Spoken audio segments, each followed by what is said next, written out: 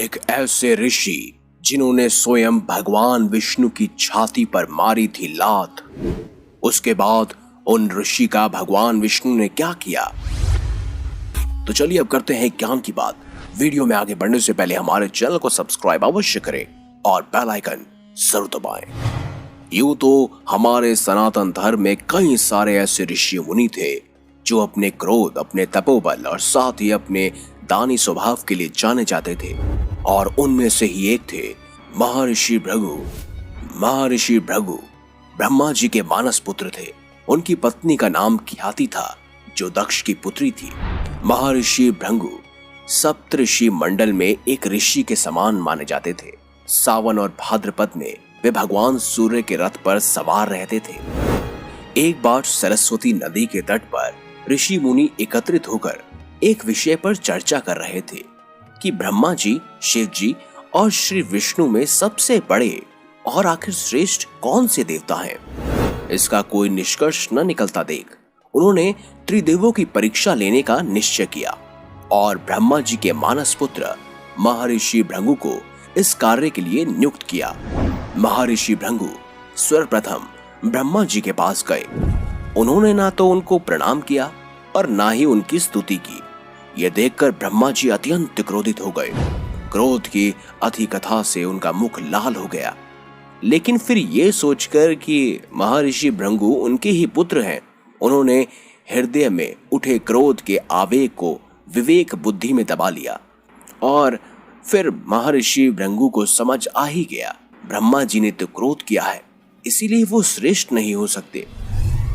वहां से महर्षि भृगु कैलाश की ओर गए। देवाधिदेव भगवान महादेव ने देखा कि ऋषि भृगु आ रहे हैं, तो वह प्रसन्न होकर अपने आसन से उठे और उनका आलिंगन करने के लिए भुजाएं फैला दी।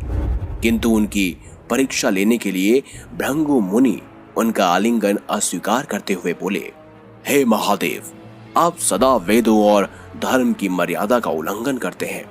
दुष्टों और पापियों को आप जो वरदान देते हैं उनसे सृष्टि पर भयंकर संकट आ जाता है, इसीलिए मैं आपका आलिंगन कदापि स्वीकार नहीं करूंगा। उनकी बात सुनकर देवाधिदेव भगवान महादेव रुष्ट हो गए और तिलमिला उठे। उन्होंने जैसे ही अपना त्रिशूल उठाकर उन्हें मारना चाहा, वैसे ही भगवती सती ने बहुत ही अनुनय विनय कर किसी प्रकार से उनका क्रोध शांत कर दिया। कहते हैं ना दोस्तों, भगवान शिव जो कि बहुत जल्द ही क्रोधित भी हो जाते हैं और बहुत जल्द ही प्रसन्न भी हो जाते हैं, तो ऋषि भृगु की इस हरकत पर वो एकदम से क्रोधित हो उठे। इसके बाद भृगु ऋषि वैकुंठ लोक गए। उस समय भगवान श्री विष्णु देवी लक्ष्मी की गोद में सिर रखकर लेटे हुए थे। भृगु ऋषि ने जाते ही उनकी छाती पर लात मारी। भगवान विष्णु शीघ्र ही अपने आसन पर खड़े हुए और उन्हें प्रणाम कर कर उनके चरणों को सहलाते हुए बोले, भगवान, आपके पैर पर चोट तो नहीं लगी? कृपया इस आसन पर विश्राम कीजिए।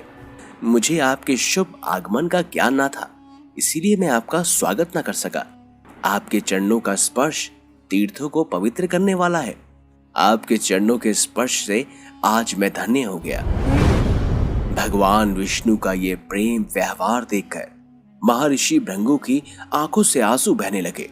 उसके बाद वह ऋषि मुनियों के पास वापस लौटे और ब्रह्मा जी, शिव जी और श्री विष्णु के यहाँ के सभा का अनुभव विस्तार से बताया।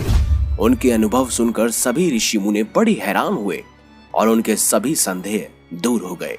तभी से वे भगवान विष्णु को सर्वश्रेष्ठ मानकर उनकी पूजा अर्चना करने लगे। हमारे वेदों में सबसे पूजनीय भगवान विष्णु को ही माना गया है। तो इस पर आपकी क्या राय है? कमेंट बॉक्स में हमें जरूर बताएं। वीडियो अगर आपको अच्छी लगी हो तो लाइक करें, हमारे चैनल को सब्सक्राइब करें और ज्यादा से ज्यादा शेयर भी करें। साथ ही कमेंट बॉक्स में हर हर महादेव, जय श्री विष्णु अवश्य लिखें।